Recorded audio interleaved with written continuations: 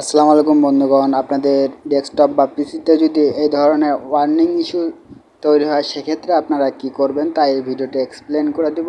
সম্পূর্ণটি হাতে কলমে এবং প্রমাণ সহ দেখিয়ে দিব। অন্যদের মতো কোনো ধরনের ভেজাল বা ঝামেলাযুক্ত ভিডিও বানাবো না। আপনারা সবাই শেষ পর্যন্ত দেখুন, তাহলে চলে যাই। এই ধরনের সমস্যা শুরু হলে সর্বপ্রথম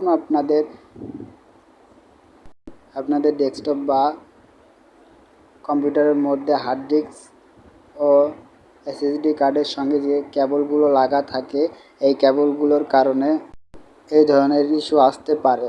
আপনারা সর্বপ্রথম আপনাদের ডেস্কটপ খুলে আপনাদের সাদা কেবলগুলো ভালো করে পরিষ্কার করবেন। সাদা কেবলের মাথায় কার্বন জমে থাকলেও এই ধরনের সমস্যা হতে পারে। আপনারা ভিডিওটি শেষ পর্যন্ত দেখুন, আমি যেভাবে করছি ঠিক সেভাবেই খুলে লাগান এবং পরিষ্কার করে দেখুন, আপনাদের মনিটরের লাইন চলে আসবে। ধন্যবাদ। এবং এই দেখুন, আমি লাগিয়েছি এবং পিসিটি রেজিস্টার দিব। রেজিস্টার দেওয়ার পরে দেখবেন